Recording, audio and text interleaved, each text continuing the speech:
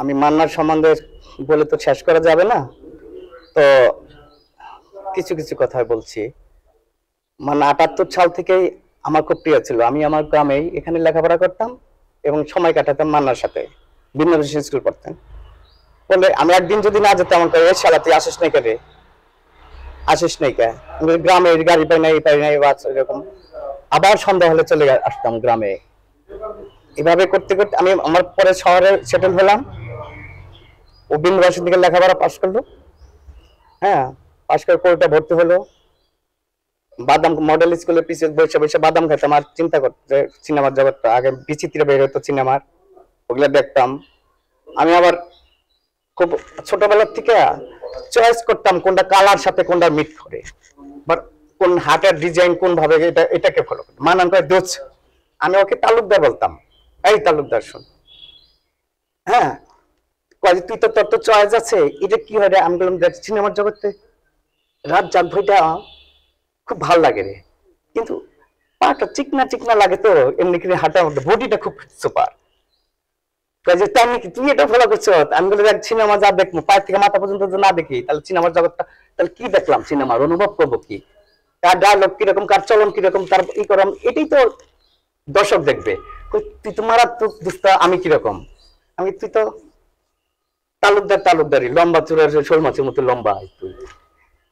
তাই নাকি? আবার বাদাম খাই আবার কয় শুন। আমি আবার বিচিত্র দেখতাম, সবকিছু চয়েস করতাম। ভারতের অনেক নায়ক নায়িকা চয়েস করতাম সবকিছু। পরে বলছি যে বুলবুল ভাইয়ের হাঁটাটা স্টাইল লাগে, নায়ক বুলবুল, কিছু ফলো করতে হবে, কাউকে না কাউকে ফলো করতে হবে। যেমন লেখাপড়া কারো বই রাইটার ফলো করতে হয়, ওই রকম সবকিছু ফলো করতে হবে। পেছনে একটা কিছু আলাদা ধরনের সিস্টেম হওয়া যাবে। দারুণ কথা বলেছে উস্তাদ, আরেকটু তোর বাদাম খাওয়াই দে। আমি না না আছে না, খাইতে থাক। হম, এভাবে করতে করতে তো আল্লাহ ওকে নায়ক বানাইলো। নায়ক বানাইলে একদিন অমিত হাসান আমাকে বলে যে দোস্ত তখন এফ কবির চৌধুরী আসলে ঘাটাইলে পরিচালক, খুব জামাতের সাথে সিনেমা করতেন। তখন আমি 84 সালে সম্ভবত মানিকগঞ্জ গেলাম। মালাবদর ছবি হইলো, হান্নান পরিচালকে, সুব্রত অঞ্জু ঘোষ নায়ক নায়িকা।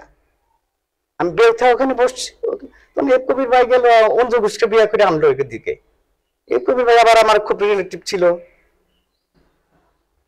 ওইদিকে আবার দেখছি সিনেমার জগৎটা কি, আবার এসে বলছি মান্নাকে যে মান্নারে এই ব্যাপার সুব্রত এরকম আর ওরকম।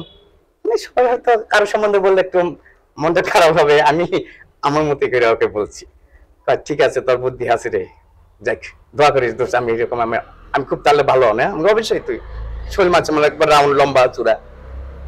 হম, তাহলে আজও আমাকে বললো যে দোস্ত আমি তো নতুন মুখে সন্ধানী করতে চাই। আজও আর উৎপল করে একটা ছেলে আছে লাজুর, খুব কাছের লোক, অতি ই করতো, ইউনিয়ন করতো, তাই না মামা? ইউনিয়ন করতো, ওরা ওরা কাছাকাছি থাকতো। আমার কয়েক দোস্ত আমরা একটা ফিল্মের ঢুকাই দিবে, আমি কোথায়